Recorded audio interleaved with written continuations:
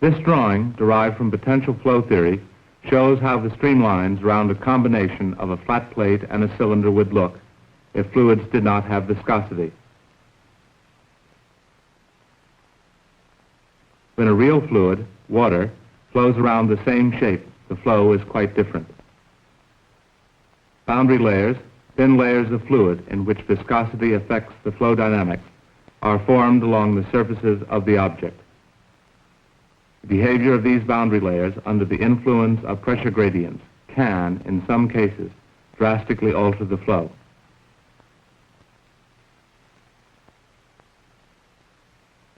This streamline pattern is very nearly what one would predict from inviscid flow theory. Because the Reynolds number is large, influences of viscosity are confined to a narrow region close to the surface of the wing. The primary effect of viscosity is simply to create a drag force on the wing through the integrated effect of surface shear stress. As the angle of attack is increased, viscous effects become more pronounced. Pressure gradients imposed on the boundary layers become more severe, and separation occurs on the upper surface. Now the airfoil is stalled. A region of recirculating flow is formed over the upper surface of the wing.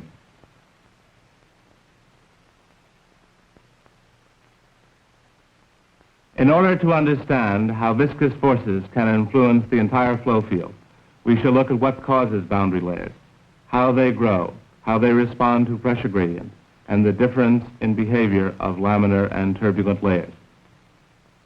Before attempting to understand the boundary layer flow over this object, we shall look at the flow of a viscous fluid along the flat plate alone. These streamlines of water flowing in a channel are made visible with hydrogen bubbles generated by electrolysis. The flow is uniform and laminar. The fact that the timelines, the vertical patches of bubbles, remain perpendicular to the streamlines shows that the unobstructed flow is free of vorticity. Here is the flow over a plate. The flow is two-dimensional and laminar.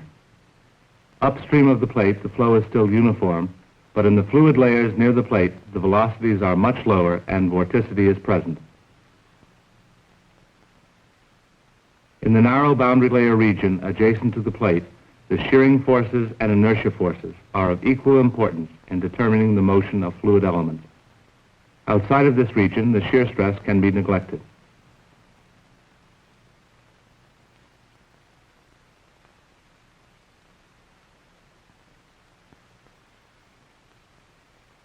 The thickness of the boundary layer increases along the length of the plate. Fluid deceleration is transferred from one fluid layer to another by viscosity.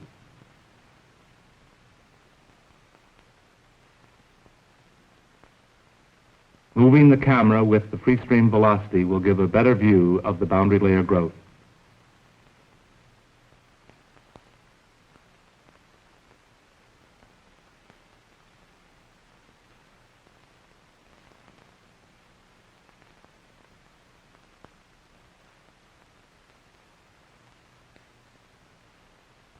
The velocity throughout the boundary layer is less than that in the free stream. There is no slip between the plate and the layer of fluid immediately adjacent to it. At the plate, the relative velocity is zero. This is the no-slip boundary condition of viscous flow. The displacement of the bubbles corresponds closely to the velocity profile in the boundary layer. The thickness of a boundary layer is sometimes defined as the distance delta from the surface to where the velocity u reaches some fixed percentage of the free stream value. For our purpose, we will use 95% of the free stream velocity to define the thickness of our boundary layer.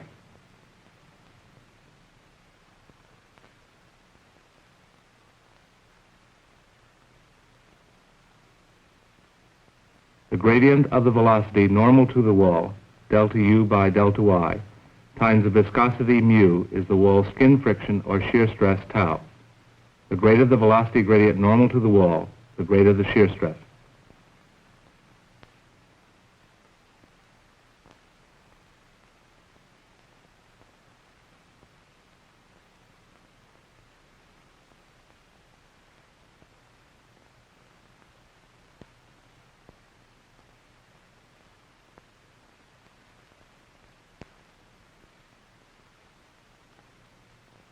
Upstream, the velocity gradient is fairly large.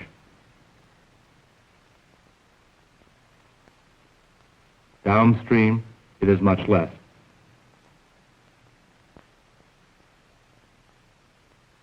This composite photograph compares the two velocity profiles. The smaller gradient downstream indicates the wall shear stress decreases along the plate. The growth of the boundary layer thickness along the plate can be explained by considering the time history of the vorticity within the boundary layer.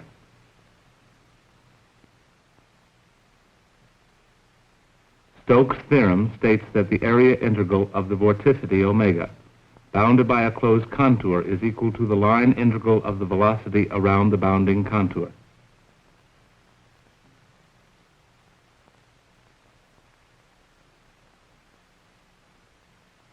The circulation gamma is the sum of the vorticity enclosed by the contour.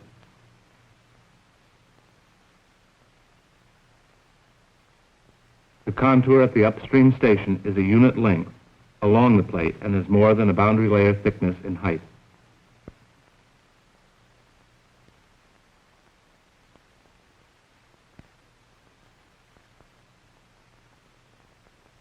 At the top, the local velocity is parallel to the contour, but in the opposite sense. The components of velocity along the right and left parts of the contour are virtually zero. Because there is no slip, the velocity contribution to the circulation at the surface is in fact zero. Therefore, the circulation is minus the free stream velocity times a unit length. Downstream, the circulation is also equal to minus u0 times the unit length. The total amount of vorticity within each contour is the same.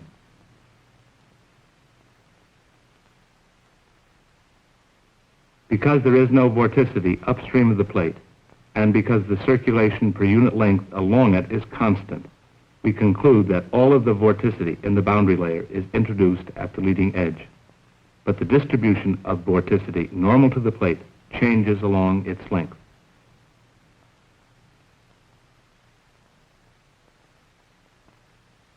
Upstream, 95% of the total vorticity is contained within this area. Downstream, 95% of the total vorticity is contained within this area.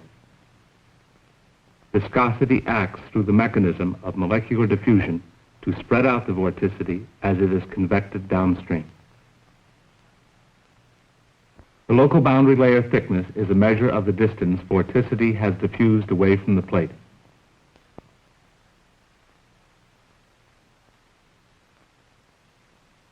We can relate the factors controlling this growth process in the following simplified manner.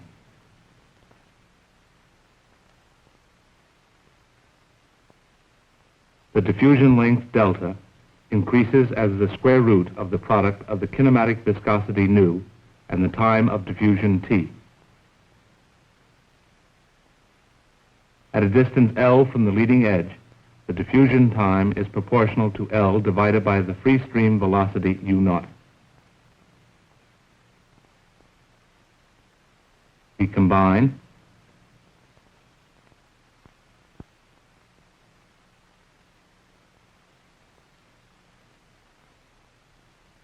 so delta over L is proportional to 1 over the square root of the Reynolds number.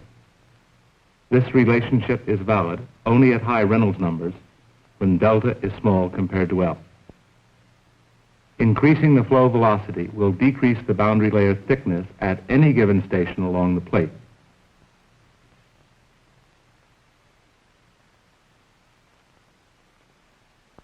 To see this effect, here is the normal flow.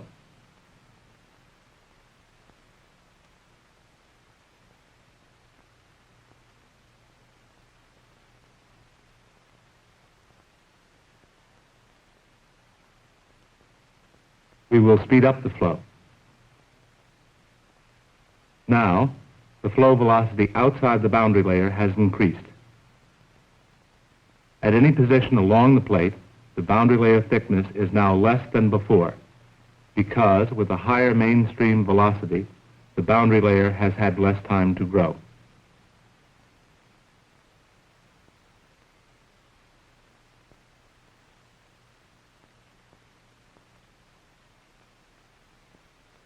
We have seen the behavior of two-dimensional boundary layers on a flat plate in a uniform velocity field. So far, the pressure gradients in the flow direction have been negligibly small. However, in most flow situations, there are regions of decreasing pressure and regions of increasing pressure in the flow direction. We will examine these two flow situations separately. First, the case of a decreasing pressure or favorable pressure gradient in the flow direction.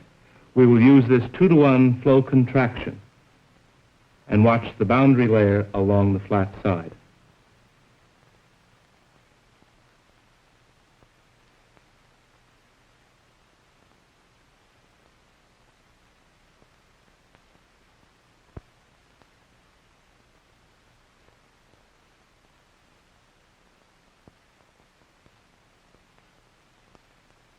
The upstream boundary layer is growing slowly as it enters the contraction. After the contraction, the boundary layer is thinner. Note that the distance from the wall to the streamline downstream is about half what it is upstream, because the two-dimensional flow contracts 2-to-1.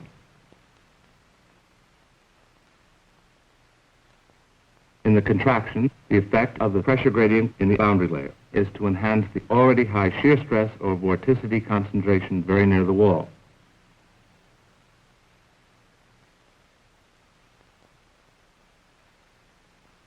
It is as though a new boundary layer were being generated within the old.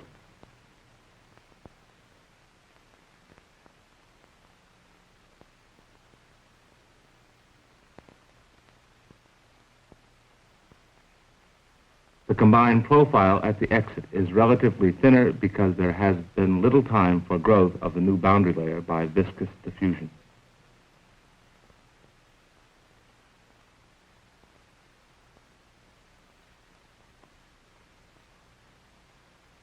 Using vorticity arguments, we can see that the vorticity added to the boundary layer by the contraction has had little time to diffuse. So downstream, a larger percentage of the total vorticity is nearer the wall. This results in a relatively thinner boundary layer and higher wall shear stress.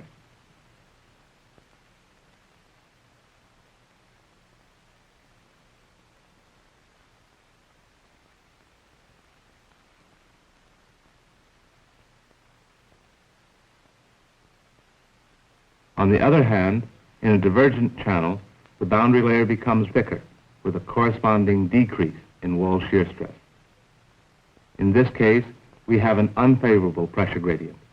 The increasing pressure associated with a decreasing mainstream velocity decreases the velocity in the boundary layer, so velocity gradients and shear stress are less, and the boundary layer is thicker.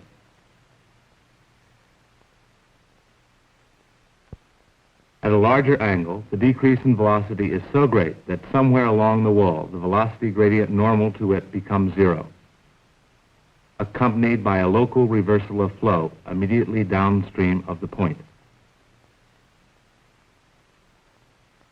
The fluid, which was in the upstream boundary layer, is no longer in contact with the wall and is separated from it by a region of reversed or recirculating flow. The boundary layer is said to have separated.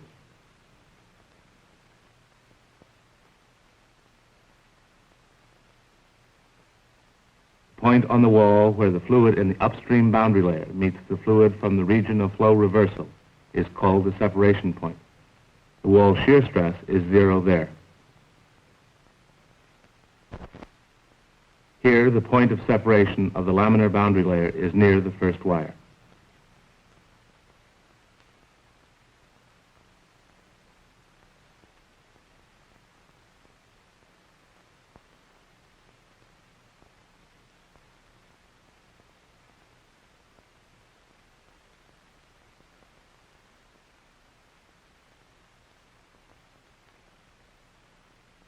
The boundary layers we have seen so far have all been laminar. However, in most practical high Reynolds number situations, the boundary layers are not laminar. Rather, they are turbulent. Flow along a cylinder filmed with a high-speed camera can show the stages in the transition of the boundary layer from a laminar one to a turbulent one.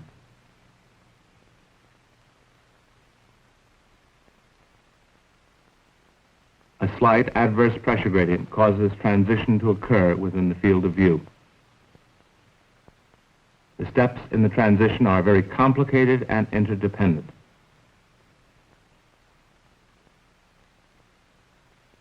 First, there is a growth of nearly two-dimensional waves, the Thomaine-Schlichting waves, followed by the appearance and growth of three-dimensional disturbances associated with streamwise vorticity. Then turbulent spots can be seen. And finally, fully turbulent flow appears.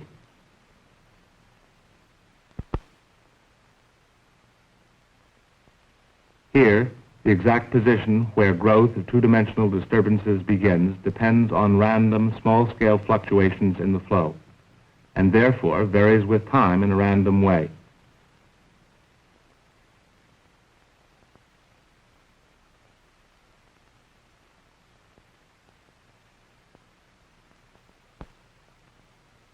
This boundary layer around a channel bend is made turbulent by placing an obstruction in the layer upstream. The obstruction stimulates the naturally occurring processes and hastens the onset of transition. The flow here is all downstream.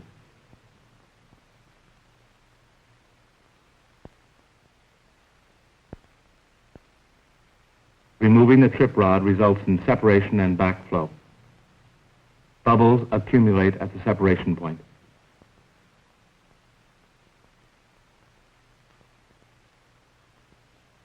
In this diffuser, which was used before, we have made the bottom boundary layer turbulent by inserting a trip rod upstream. The turbulent boundary layer is able to withstand the adverse pressure gradient in the diffuser, while the laminar layer along the top wall is separated, allowing reverse flow.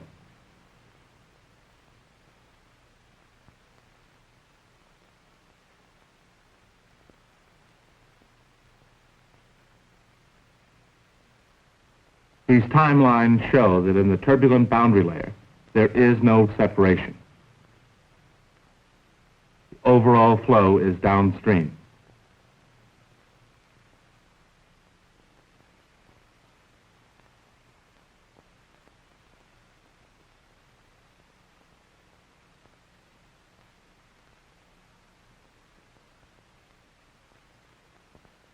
To see why a turbulent boundary layer can withstand a larger unfavorable pressure gradient without separating, we shall again examine the flow along a flat plate.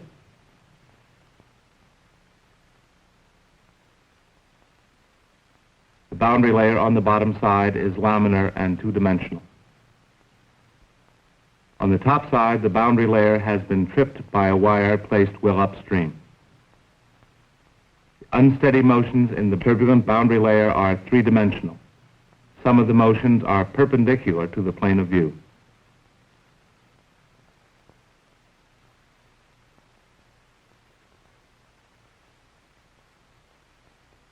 These timelines correspond closely to the instantaneous velocity profiles for the two types of boundary layers.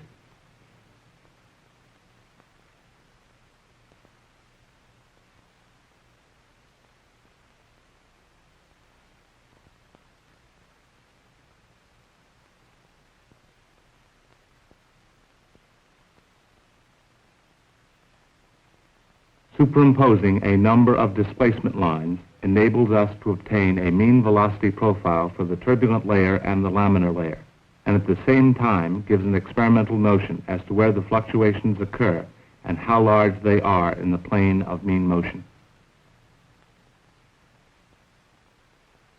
In this photograph, we can compare mean laminar and turbulent profiles. Here is the laminar one, the turbulent one. And here they are superimposed.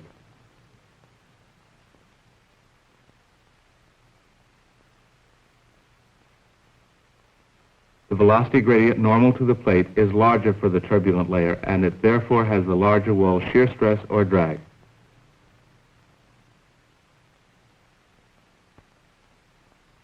The circulation is the same for both layers.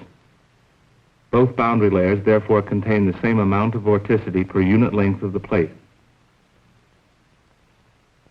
However, the distribution of vorticity in the two layers is very different. There is more vorticity near the plate in the turbulent layer. The distribution of momentum in the two layers is also different.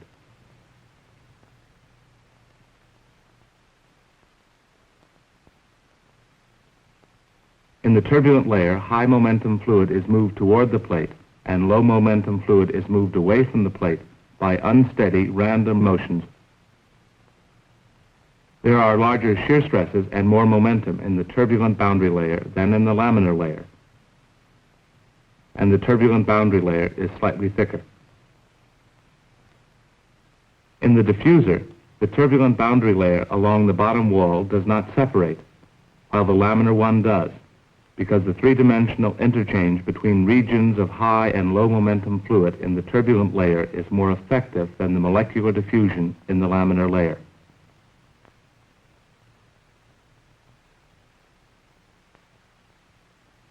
Similarly, a turbulent boundary layer on the upper surface of this airfoil prevents large-scale separation, or stall, until a very high angle of attack.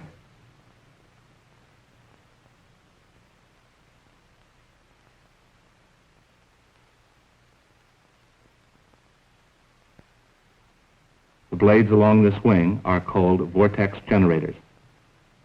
They introduce axial vorticity, which enhances the naturally occurring rotary momentum interchange in the already turbulent boundary layer. Such mixing delays or prevents separation. In this film, we looked at flow along a flat plate and then saw the effect of pressure gradients on boundary layer flow.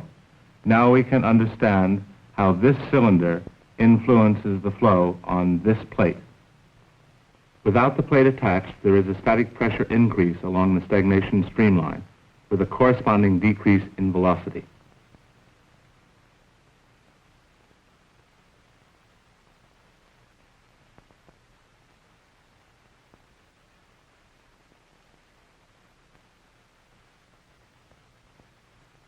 When the plate is attached, a positive pressure gradient is imposed along the plate in the flow direction. This unfavorable pressure gradient causes boundary layer separation, and the flow field is radically altered.